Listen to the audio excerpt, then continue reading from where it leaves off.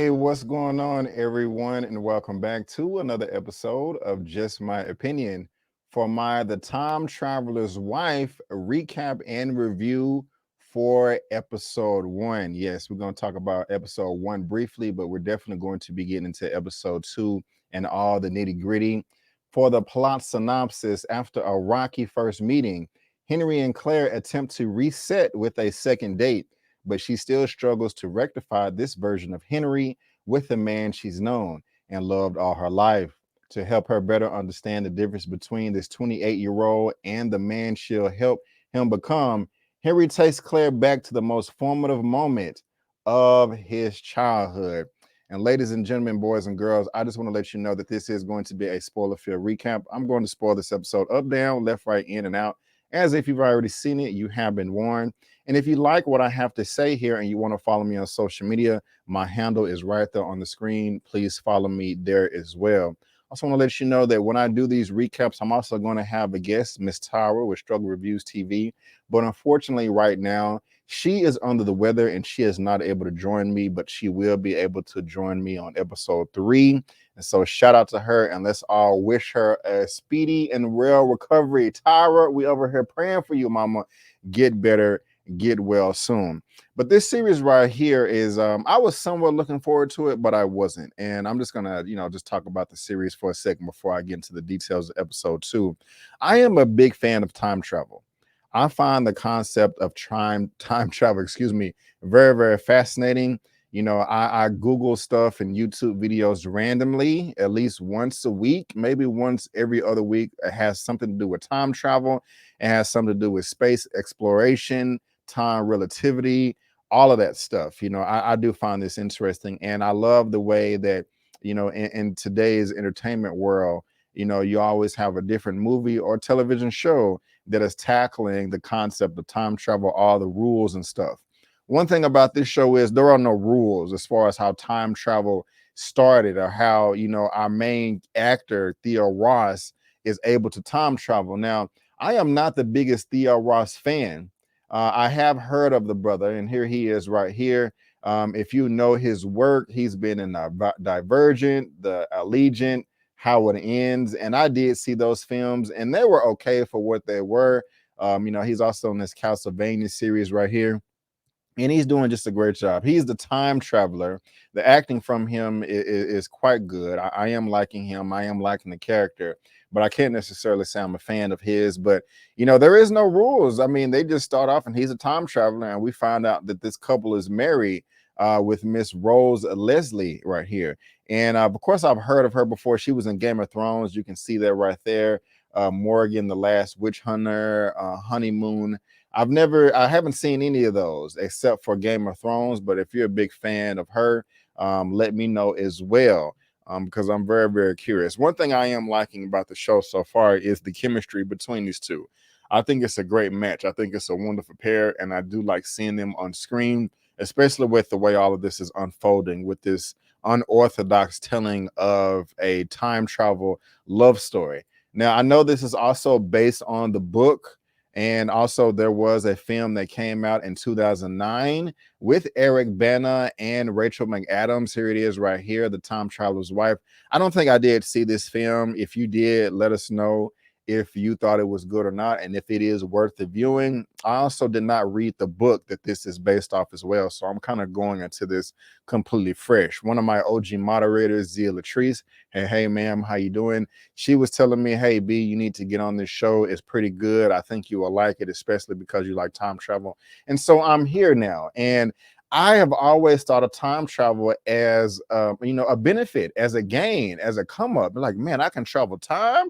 I can go to the future. I can go to the past. I can possibly change my preordained history. I can change fate. Why wouldn't I want to time travel? But they are taking the flip side of this. With this director or writer, Stephen Moffat, just saying, no, we're not going to make this a blessing. We're going to make it a curse to where our main protagonist has no control over it whatsoever. That he can just randomly go back into places in time, whether he remembers it as a good memory or a horrific memory. And of course, we're going to be talking about that in episode 2. But we're also going to make it really challenging as well, to where he wakes up naked no money, no identification. It's crazy. And even in this episode too, I was thinking this before I saw the episode when I was like, man, what if he pops up in somebody's bedroom or bathroom or pops up naked in front of a bunch of children? I mean, I don't want that to happen, but it's possible. And we did see that at the very beginning of this episode. I think I even may have an image right there. I mean, yeah, this guy right here can go to jail for this. You know what I'm saying? And it's not his fault.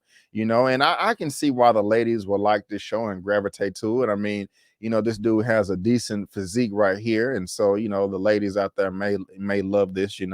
I'm trying to get some abs like that one day, but hey, what I'm saying, I'm gonna get there. I'm gonna get there. But all this right here is really, really fascinating to me. How this is not a blessing, it is a curse, it is a burden, and we're just kind of left like, okay, what the hell is gonna go on next? And it took me, while I did enjoy this first episode, and I'm gonna get into the second in a while, it kind of took me a minute just to really adapt to this way of time traveling and kind of understand what's going on, because I've always known it to be to where if you talk to your past self, you're going to ruin the whole timeline, the whole time stream.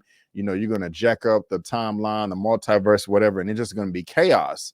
Going back to the original Back to the Future, from the 80s. But that's not the case here. This dude is talking to his 8-year-old self, his 6-year-old self, his 24, 28, 36, 42, 23, all that. You know what I'm saying? And so I find that interesting right there. There may be a plot hole or so that we're going to discuss in episode 2 as well. But I have to address this right here. The whole when Henry was 31 years old and he first meets Claire when she's 6 years old, and he's, that is just a bit weird to me. That is just a bit creepy. I have to be honest with you, even though, I mean, it's creepy as hell. And I'm sorry, I keep rubbing my face like this. I have an itch or something. I apologize, but I'll try to stay focused here. Even if I just think it's weird to where if it's a grown man and he goes to a minor and be like, hey, I don't even know how you would say this because it's just so gross, but I am fond of you, and I know that you are underage, and I want to wait until you're an adult so that we can date romantically. That is creepy as hell. You know what I'm saying? Even if somebody's a teenager. This man is 31 years old to a 6-year-old, and so he's having tea and crumpets and they're playing checkers. And even though he knows, like, okay, I'm not necessarily in violation because I know that I marry this woman in the future and she's going to be my wife, you're still grooming her to be something that she may not naturally have been. And that's interesting, this whole concept of time travel, because in one hand, Henry is saying that you can't change the future, you can't change fate. It is what it is. But in another way, they are doing that because she said it herself. Her whole adolescence was framed around him. Her whole libido was, I mean, we all, of course, it's a human nature. We all go through it. You know what I'm saying? That change at that certain time in our life. And hers wasn't a natural progression. She had a grown man to, like, that's just, I don't know. That's just a little weird to me, I was just watching that first episode, and even like he's like, hey, I'm over here in the bushes, and she threw the shoe and hit him in the head, and he has the scar. And he's like, hey, I'm naked, go get me some clothes. And it's just like, what if somebody else walks up on this situation? Like, bro, you cannot explain yourself. Hey, I know I'm a naked stranger man in the gardens, I'm from the future. Really, bro? You're gonna be put in the psych ward, prison, and that's just creepy as hell, And so I know, and then he didn't say anything. Oh, I can't wait for you to grow up because it's gonna be that would be horrible. Like I would turn the show off. You know what I'm saying? Too much. But that's just interesting. I'm definitely curious about how everybody else feels about this concept. Also, the women out there, because this is very bizarre. But the episode starts off. The episode 2. She is starting off running in the wilderness, and she gets the clothes from the box that she made for him, and they're getting to know each other. And we see, and even before that, I like the fact that we're kind of getting this first person interview from the characters, and I'm really interested in seeing how this is going to play out as well. That's just very fascinating to me. And sorry that I just jumped around, but there was also talking about how time travel is dangerous. We have the man right here and waking up naked, around a bunch of kids. And, he doesn't have anything. I mean, look at him. He got his ass out running around. At some point in time, I don't know, he got captured by some people that want to run a circus or something. And he's been, tortured and shocked, and that's just crazy right there. And so, God bless his heart. But I'm really sad he had to go through that. We got Henry right here as an 8-year-old boy. And I have to say, this little child right here was doing such a great job, especially in the later half of the episode. Just freaking, fantastic. I loved everything about it. Stellar job right there. But at the very beginning of the episode, we see that Henry is 31 and Claire is 6. And this is where he molded her into the woman that he wanted her to be. And again, I just have to say that's just a bit creepy to me. You guys can let me know what you think, but I don't know how I feel about this. That's just, I don't know. It's just kind of weird. I'm dying to hear what you guys have to say about this. But I mean, while that is weird, seeing all this, at the same time, I do like the fact that we're seeing this from a completely different perspective about how time travel works, because I'm gonna need your help. Is the show contradicting itself in a way? Because I said this a moment ago. He says that you can't change the future. It is what it is, but he's kind of changing it right here, Like, does he have control? I mean, I know he says that when he's stressed and then when he's thinking about a certain point, that does make him go back into time to certain points of view in his life. But how much control does he have over it really? Even if he did go back to this point in time right here, does he have to meet with Claire? Can he not just go the other way, like have that initial meeting, but then never go, never speak with her again? Is that an option? I would like for that to be explained. I would appreciate that. But if not, I'm not going to, cry over spilled milk or anything. But here I am, like the time traveler's wife, and she has the clothes ready for him. It just, I don't know, a little girl waiting on a grown man. I just kind of feel some type of way about that, if I had to be completely honest with you, and I did not expect for this to be so sad in this episode, because one of the things that they were talking about while they're on this rock having tea and crumpets is, she was like, hey, I want to get to know you. What makes you sad? And she said, I like his answer. He was like, well, hey, when somebody is happy, they're the same person. But when somebody's sad, they go through different, emotional states. And that's when you can really know a person. She didn't want to, he didn't want to give her the answers then. He was like, hey, I don't want to tell you now, but I'll tell you at a later time, when you're at Lake Tahoma, going to eat some type of iced coffee given to you by a green man. I even like the maturity level from her as a 6-year-old right here. She's like, you're just saying something stupid and crazy. I mean, and she also seemed like she was older than 6. I mean, I'm not good with kids' age, but I don't know. I mean, she seems like she's about 8 or 9 right here, maybe 10, but they say that she's 6. So maybe you guys can help me out with that. But what makes him sad is the death of his mom. And my goodness gracious, y'all, this is heartbreaking, man. I mean, Final Destination is exactly what I'm seeing. And I love this right here. You see on the screen, Henry is 8, 24, 38, 39, 23, 22, and 34. And I mean, it just gets worse and worse. And just to be able to see your mom dying like this is devastating. I mean, over and over and over again, while you're a little child, not even able to comprehend what is going on. This is crazy. This is crazy to me. Now, I will say this, later on in the episode, I did like it where they were in the museum. And well, actually, I don't want to jump too far ahead. We'll come back to this because with the plot, there may be a plot hole here with the logic of all the time travel. But just like, man, like why couldn't she just die if she had to die? Why does she have to get her head chopped off? Like, to be honest with you, his mental state is I'm impressed. I really am. I don't think I would ever recover from seeing my mother's head being chopped off. Even as a grown man, I couldn't recover. But as a child, I mean, geez, Louise, this is awful. This is the worst.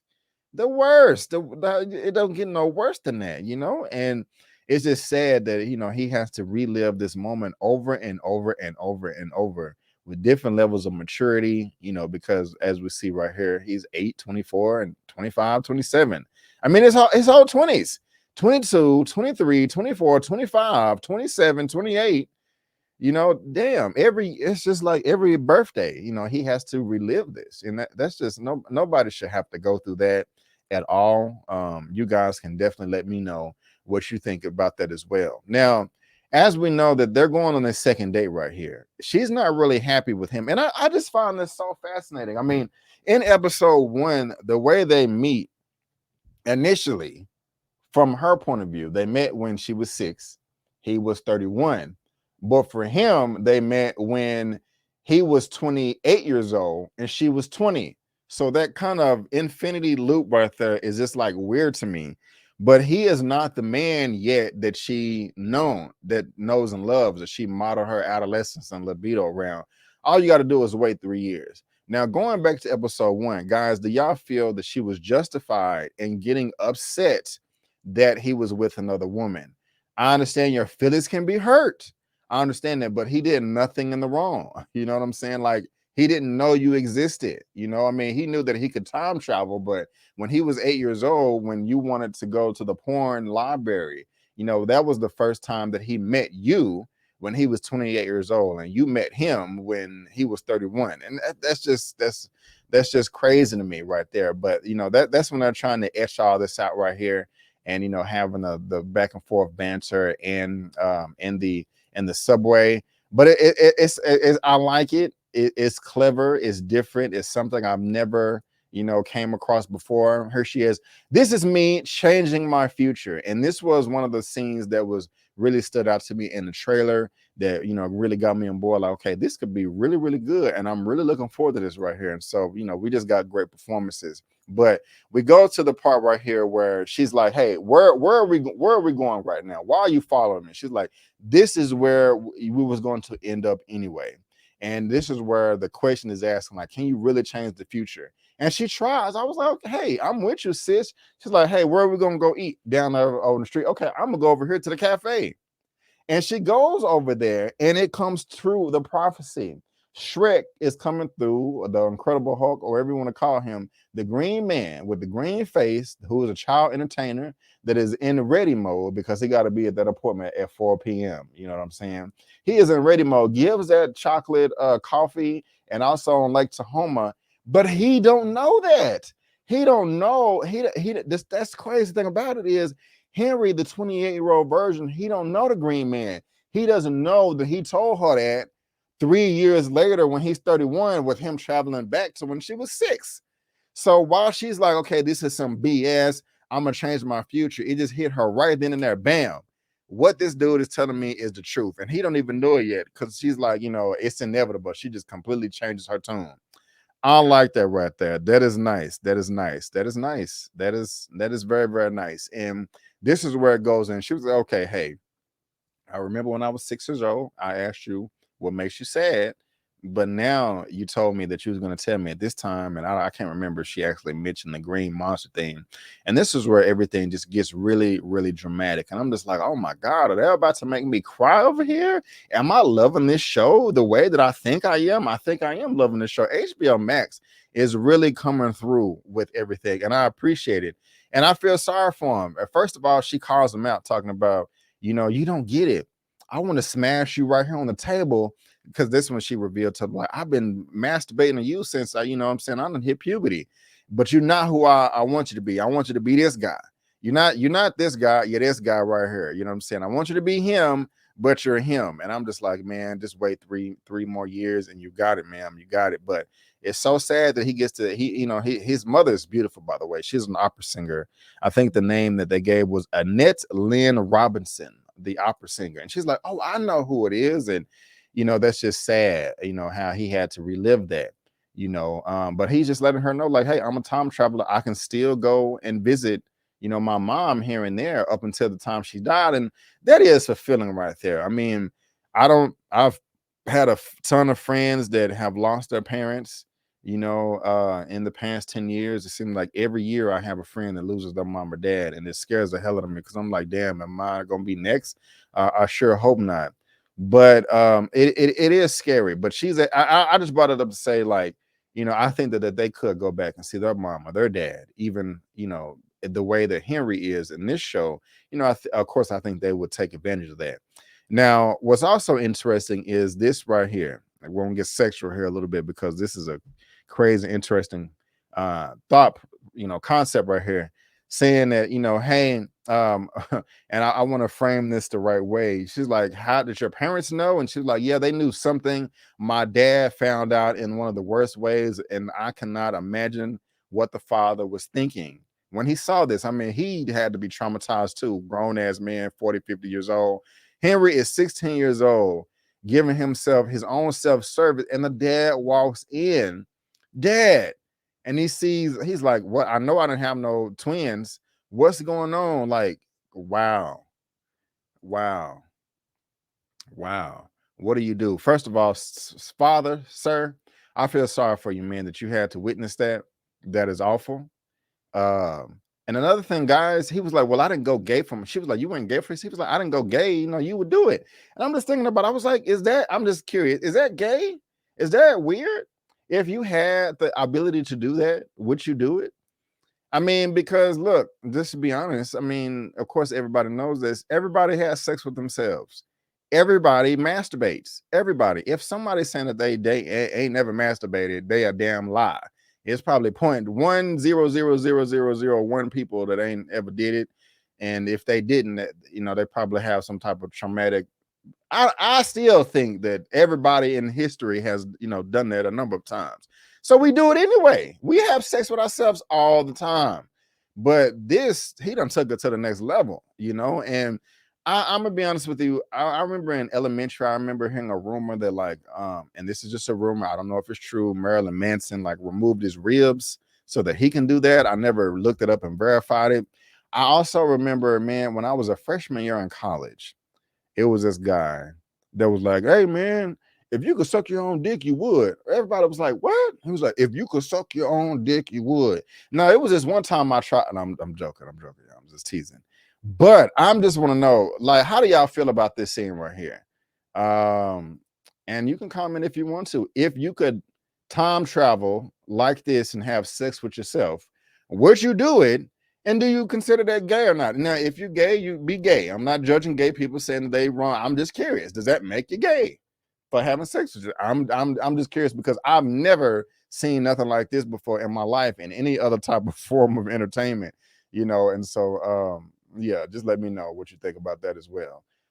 It's also getting sad because he has to go back and look at the funeral of his mom as well. I like the fact that we're getting to know his mother and his father, Annette and Richard, 30 and 33. He actually saw his mom propose, or his father proposed to his mom. And I like the fact where he was like, I can hear myself being born or knocking at the door.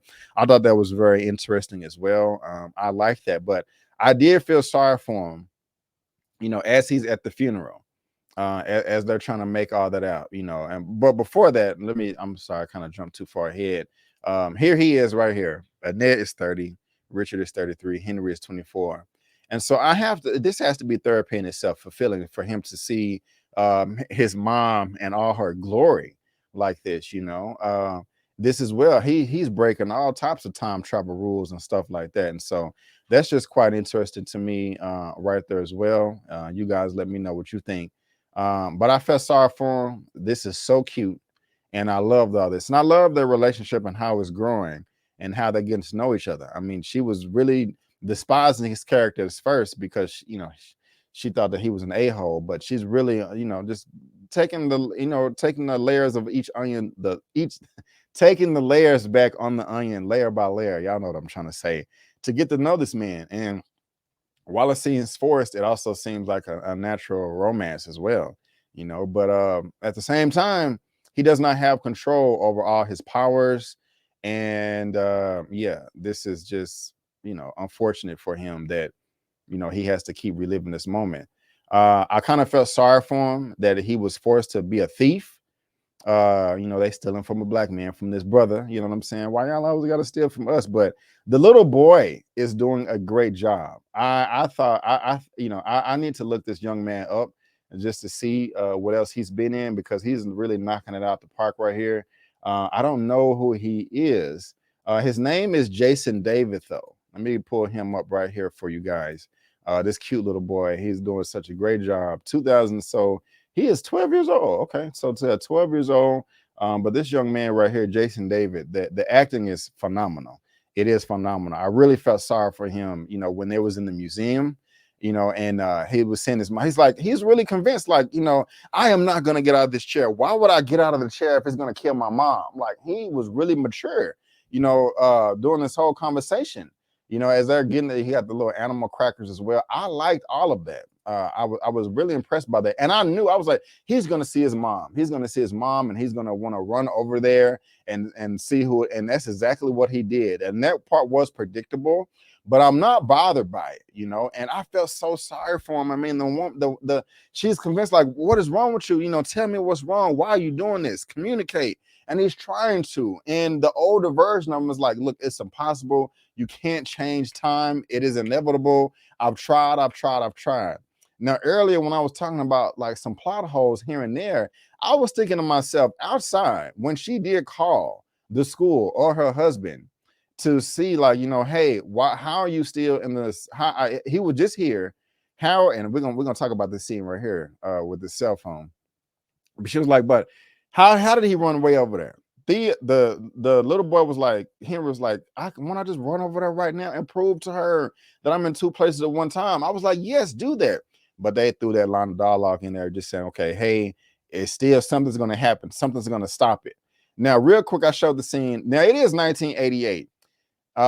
Everybody didn't have cell phones. You know, they do have an older model phone, but I'm just like, okay, it is 1988, you know, so maybe she does have that cell phone right there, but y'all can let me know what you think. This is a beautiful woman too, by the way. But also, going back to earlier when I was talking about this right here, the death and him out there, we saw all of the bodies, 8, 24, 38. Could none of them have gone over there and tried to pull her out of the car? Like, it was that not an option? Was that not a possibility? And I thought about it again when we was at this scene right here, when they're kind of behind the stoop, the stairs, just saying like, hey, why don't I just run over there and show him that I'm in two places at one time? I was like, why don't she just go over there and be like, hey, pretend like she's, I don't know, get her out of the car. I just kind of wanted them to try that, you know, like give us an episode or a little shot or snippet of him trying to do that, and it still doesn't work. Like, it is truly inevitable. You know, I really would have liked that. But guys, the icing on the cake was this past scene right here, and this was brilliant. When he was trying to find his memories, I like how they explain it all. This whole conversation between them, like, hey, I can't tip myself. I got to leave it here, because if I leave it at home, I'll be tempted to look at the memories, and I'll continue to go back and revisit these old times in my past. But he's like, I have an idea. And he asked her the question. That was just the most player thing that you can possibly do. And he didn't know who he was at first. It's like he was thinking about it right then and there. This was like the first time he did it, but he already did it. He already asked the question and then waited to when he was like 30, 31 years old. And then he was like, when I talk to her again, I am going to ask her the question, and it's going to be recorded. It's going to be here. That is brilliant. That was wonderful. I love that revelation. I love the acting, how afraid she was, and just like how she just wasn't trusting or anything like that. It was dope. It was a really, really touching moment. Even the speech from his mom during this time, I mean, just fantastic. Like, that was executed just quite nice. And I got to give it to him. That's when I absolutely just fell in love with this episode right here. And guys, also the revelation that he's been training himself. You know, like, this is why I don't call you friend. We're not friends. It's because I'm you. And that's interesting right there. I want to know what would have happened if he didn't train himself. If, like, he says that you can't change the future, but he is still changing the future. You know, I've never seen a time travel story like this, to where you can talk to yourself multiple times and have like 7, 8, 10 different timelines of you in one timeline. That's crazy to me, and I'm still wrapping my head around it, and I cannot wait to see what's next. And also to talk about Tyra, what she thinks of Struggle Reviews TV, and what all of you guys think as well. I am just dying to know. But guys, that is going to wrap it up right there for me. This is my recap review for episodes 1 and 2 for The Time Traveler's Wife that is on HBO Max right now. You guys let me know what you think about this show as well, because I'm loving it. So far, I'm still a bit confused, but I'm really fascinated to see what this thing is about and get into all the nitty gritty and all that stuff. But guys, please go ahead and subscribe to my channel. If you do subscribe to my channel, there is Eman. Let me go ahead and tell you what you're going to get. You're going to get a movie reviews. You're going to get spoiler movie reviews. You're going to get a weekly movie news roundup show. I got 18 people waiting on me right now while I'm trying to do this recap. Atlanta season 3, we own this city. I just wrapped on Halo. I'm doing Young Justice and also Moon Knight. But guys, again, I just want to thank you so much. Before you go, don't forget that my name is Brandon Keith Avery. That's just my opinion. Peace out, and I'll see you next time.